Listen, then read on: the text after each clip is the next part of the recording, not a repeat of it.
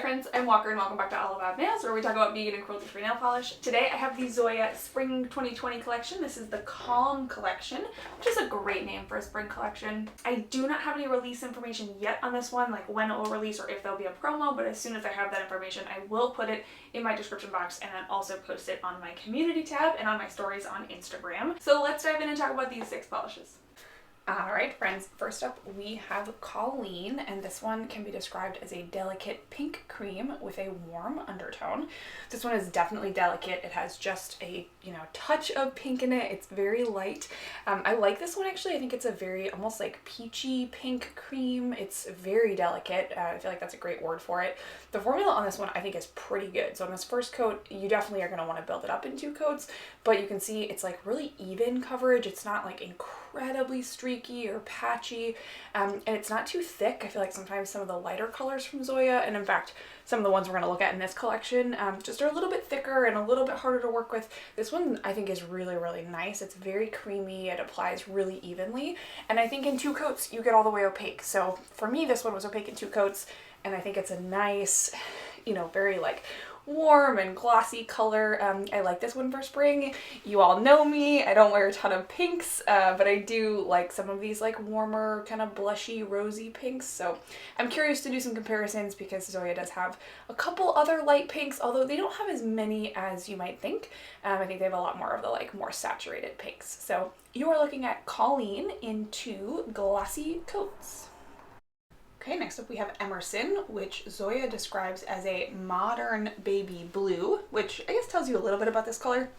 I think it has almost a little bit of like a purple in it. It's not really a periwinkle, but it is a really nice color. I really like this one. It has a slightly thicker formula, like I mentioned some of the lighter colors do, but it's not hard to work with. It's going on really nice and even for me on 1 coat. I really love this color. I mean, I love all blues, but I like this one especially. On 2 coats, this one does for me get pretty opaque. It is, like I said, a little bit thicker, so if you have like ridges or you have any peeling, you're going to want to use a nice just like evening out base coat so that you get a super even glossy finish in 2 coats. But I had no problems with this one. I love it. I think it's a really great addition to their line, and I'm excited to do some comparisons because I want to show you exactly how unique this one is. Okay, and now we have Leaf. This one is described by Zoya as a harmonious light sage green cream. I love that definition. This one's definitely sagey to me. It has like a little bit of that yellow undertone. It is much more green than the green that we saw last year in the spring collection, which was Fern. That one was very gray leaning, and I loved that one. But this one is much more kind of green. It's a little bit brighter, a little bit springier, but it's still muted, right? Like it has that sage kind of dusty, muted green look to it, which I think is really nice. The formula on this one is gonna sound very repetitive. It's really easy to work with. This one is a little bit more opaque on 1 coat than the other 2 that we've seen, but I would not call this one opaque on 1 coat. You definitely want that 2nd coat just to build it all the way up for sure. But it is a really nice formula. I mean, that's not surprising from Zoya, but it's easy to work with. It is really glossy. I have a top coat in my swatch photos, but I think you can see like on my nails it is drying really glossy.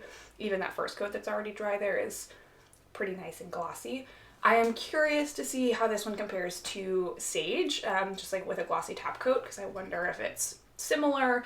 My instinct is that this one is a little bit more yellow, but we will have to stay tuned and find out. So that is Leaf.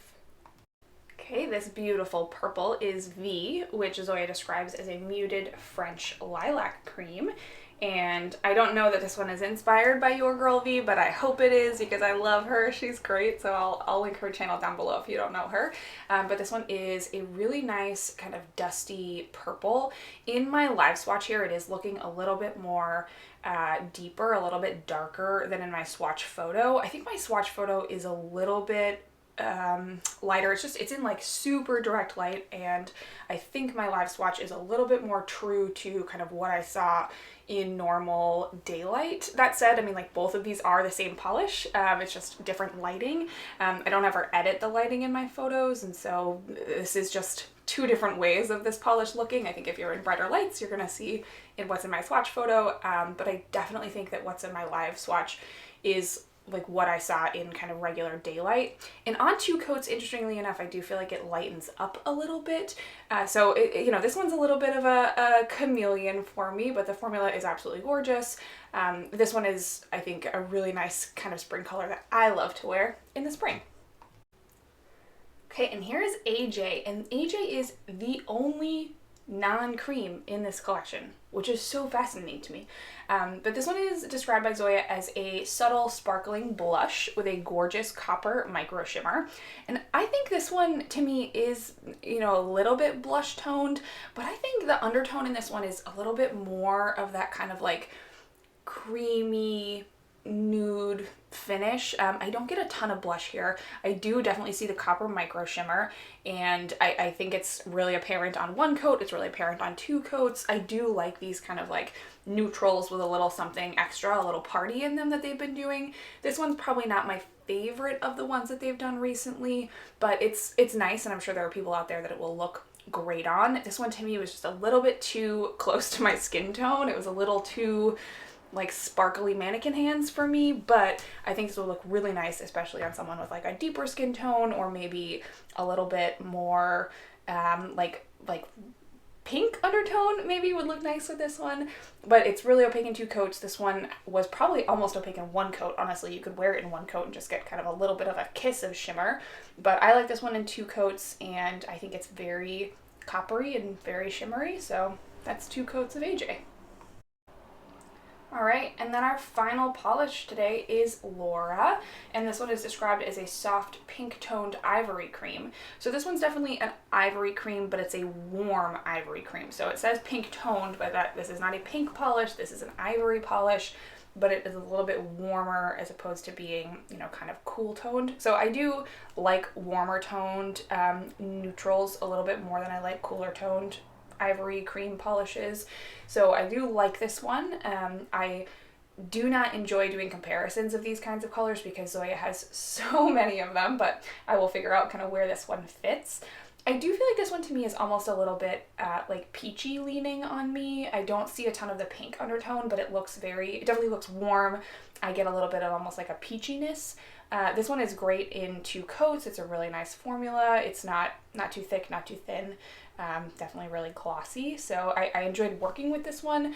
I don't wear these colors that often. I have so many of them, and I wish I did because I think they look super classy, you know, very nice, but I just don't wear them. So that's 2 coats of Laura.